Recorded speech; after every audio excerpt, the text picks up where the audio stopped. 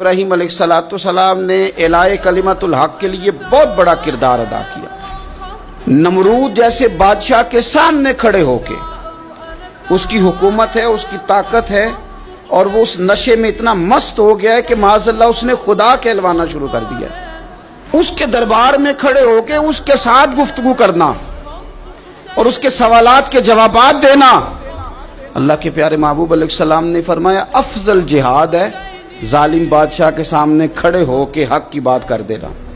یہ افضل ترین جہاد ہے۔ یہ بھی ایک مناظرہ ہے، احقاق کے حق کے لیے نا بحث کرنا، مناظرہ کرنا، یہ تو کتاب و سنت میں موجود ہے، لیکن کریں گے اہل علم۔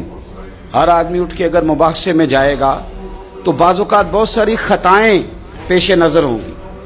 جناب ابراہیم علیہ السلام سامنے کھڑے ہیں، یہ خدا کہلواتا ہے۔ حضرت ابراہیم علیہ السلام سے اس نے رب کریم کی ذات کے بارے میں بات شروع کر دی۔ اللہ فرماتے ہیں الم تری الی الذی حاج ابراہیم فی ربہ، کیا آپ نے اس شخص کو نہیں دیکھا جو جناب ابراہیم سے جھگڑا کر رہا تھا ان کے رب کے بارے میں؟ اور جھگڑا کیوں کر رہا تھا؟ اس لیے کر رہا تھا کہ ان آتاہ اللہ الملک، اللہ نے اسے بادشاہی جو عطا فرمائی۔ کچھ لوگوں کو جب اعزاز ملتا ہے نا، بلندی ملتی ہے، مال و دولت ملتا تو جھگڑالو ہو جاتے ہیں، بڑے بڑے دعوے کرتے ہیں، بجائے شکر کے تکبر کا رستہ اختیار کرتے ہیں۔ جھگڑا کر رہا تھا جناب ابراہیم سے۔ اذ قال ابراہیم ربی الذی یحیی و یمیت، حضرت ابراہیم فرمانے لگے میرا رب وہ ہے جو زندہ کرتا اور مارتا ہے۔ وہ بحث کر رہا ہے، گفتگو کر رہا ہے آپ کے ساتھ، فرمایا میرا رب وہ ہے جو زندہ کرتا اور مارتا ہے۔ گویا جناب ابراہیم علیہ السلام اس سے کہہ رہے ہیں کہ تیرا تو اپنا وجود رب کے ہونے کی دلیل ہے، تو ایک نطفہ تھا اور اس سے اللہ تعالیٰ نے تجھے وجود دیا، تیرے اندر روح پھونکی، تیرا اتنا بڑا جسم قائم ہوا۔ رب وہ ہے جو زندہ کرتا اور مارتا ہے۔ قال انا احیی و امیت، کہنے لگا میں بھی زندہ کرتا اور مارتا ہوں۔ اس نے اس طرح کیا کہ دو بندے بلائے نمرود نے، ایک کو سزائے موت کا حکم ہو چکا تھا، اس کو کہنے لگا تجھے سزائے موت کی سنائی تھی، نجات تو آزاد ہے، اور ایک بندہ بے گناہ تھا، اسے پکڑ کے قتل کر دیا، کہنے لگا دیکھو میں بھی مارتا اور زندہ کرتا ہوں۔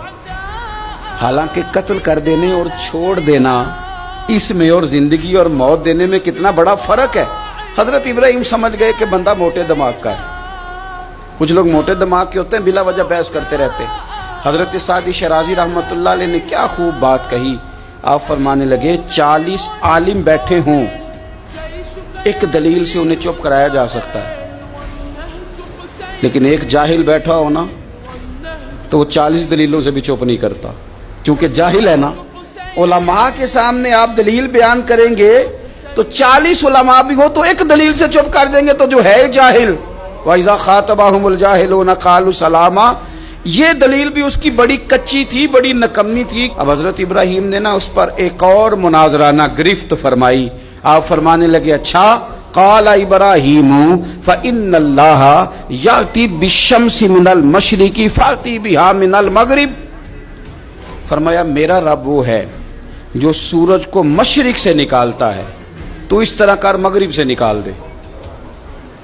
اگر تیرا بھی یہی دعویٰ ہے تو مغرب سے نکال دے۔ فبہت الذی کفر، تو رب فرماتا ہے کہ میرے خلیل کی بات سن کے کافر کے ہوش ہی اڑ گئے، اس کے ہوش اڑ گئے۔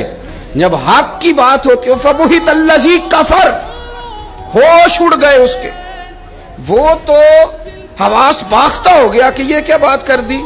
واللہ لا یہدی القوم الظالمین، اسے ہدایت پھر بھی نہیں آئی، کیوں کہ اللہ ظالموں کی قوم کو ہدایت نہیں دیتا، ہدایت نصیب نہیں ہوئی، ہوش اس کے اڑ گئے۔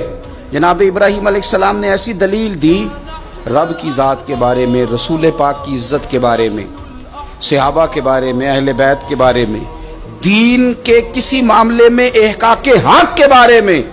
ہمیں یہ پیغام دیا گیا کہ جگہ کوئی بھی ہو، مقام کوئی بھی ہو، وقت کوئی بھی ہو، جب تم نے دین کی بات کرنی ہے تو پھر تم نے نا ذرا تگڑے ہو کے کرنی ہے، پھر تم نے مضبوط ہو کے کرنی ہے، دلیل کے میدان میں پھر تم نے آگے بڑھنا ہے۔ جناب ابراہیم علیہ السلام کا اس موقع پر جب آپ کے ساتھ بظاہر کوئی غلاموں کی فوجیں نہیں، امتیوں کی لمبی چوڑی قطاریں نہیں، وہاں بھی کھڑے ہو کے آپ نے فرمایا کہ تو جو دعوے کر رہا ہے تو جھوٹے کر رہا ہے، کائنات میں ایک ہی رب ہے جو سچا رب ہے، ایک ہی کائنات کا مالک ہے جو سچا ہے، ایک ہی رازق ہے جو سچا ہے، اس کے سوا کوئی عبادت کے لائق نہیں، وہی ہے جو اس قابل ہے کہ اسے چاہا بھی جائے، اسے سجدہ بھی کیے جائے، اس کی بارگاہ میں جھکا بھی جائے، اسے معبود بھی جانا جائے، اسے رازق بھی مانا جائے، اس سے پیار بھی کیا جائے، اسی کے لیے جیا جائے، اسی کے لیے انسان دنیا سے جائے۔ اللہ تبارک و تعالی ہمیں بھی حضرت ابراہیم کی طرح حق کا علم بلند کرنے کی توفیق عطا فرمائے۔